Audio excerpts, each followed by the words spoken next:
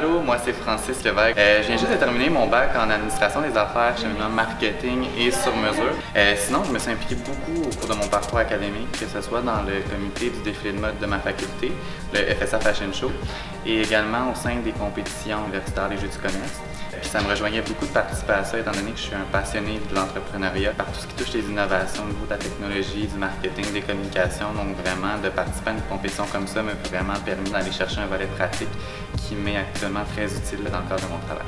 Allô, moi c'est Maïsie Cahouette. J'ai terminé le baccalauréat en administration des affaires dans la concentration d'entrepreneuriat en avril 2018 et puis aujourd'hui je suis entrepreneur et l'une des 4 cofondatrices de l'agence Luna. J'ai été impliquée dans le comité des compétitions de l'Université Laval en 2015. J'ai par la suite fait ORAMA qui est l'association des étudiants en ressources humaines et management de l'Université Laval. Et puis j'ai également fait le FSA Fashion Show à ma dernière année, donc c'était vraiment la cerise sur le sundae pour compléter mon implication scolaire. L'agence Luna est un défilé de mode. Donc pendant 3 ans avant la fondation de l'agence, on a produit à chaque année, au mois de septembre, un défilé de mode qui était totalement au profit d'Opération Sans Soleil, qui à la base nous a poussé à fonder ce projet-là en même temps que nos études, voulant acquérir de l'expérience sur le terrain, mais aussi contribuer à un volet communautaire. C'est l'essence même du projet qui était le défilé Luna. Ce qui est vraiment intéressant de notre équipe, c'est qu'on vient de vraiment divers milieux.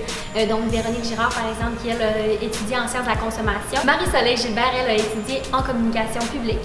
Et puis Francis, lui, a fait vraiment un baccalauréat en administration en concentration marketing. Et puis moi, en concentration entrepreneuriale. Donc je pense vraiment la synergie des 4 ensemble, ça fait vraiment une belle équipe. Pourquoi on a fait le saut? C'est parce que l'agence, on voyait vraiment un potentiel.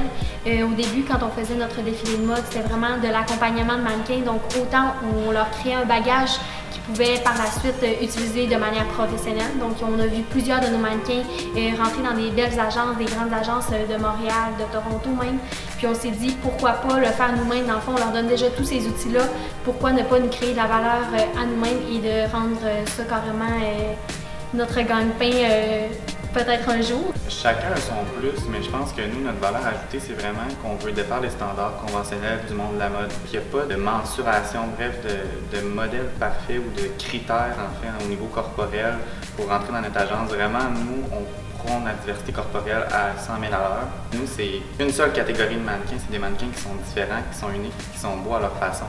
Donc nous, c'est vraiment, je pense, la valeur ajoutée de notre agence. On soutient beaucoup le fait d'encourager la relève en design de mode. On sait qu'à Montréal, la mode est en effervescence constante. Il y a beaucoup d'événements mode, il y a beaucoup de collèges de mode, bref.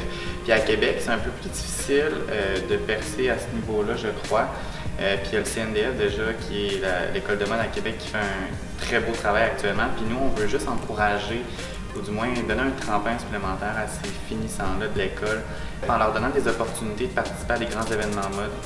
On a été associés pendant les 2 dernières années au festival Mode et Design, dans lequel on a présenté plusieurs collections des designers finissants du CNDF. Également, cette année, on a participé à l'événement mode Panache, qui se déroulait au Saguenay, qui est un grand événement bien connu dans le monde de la mode au Québec. Finalement, on a d'autres événements qu'on ne peut pas dévoiler tout de suite, mais bref, dans lesquels on va probablement participer cette année. D'ici 5 ans, nous, l'agence Luna, on voit vraiment ça comme une agence auquel les 4, on va pouvoir travailler à temps plein. On espère vraiment pouvoir accompagner des mannequins qui vont pouvoir faire ça de leur carrière et puis les faire rayonner autant à Québec, donc dans l'entièreté du Canada et à l'international si on voit grand, mais on ne voit jamais trop grand, donc oui, à l'international dans 5 ans. J'aimerais que dans 5 ans, personnellement, ça n'existe plus cette étiquette-là de plus size. J'aimerais ça que ce soit juste t'es un mannequin, point.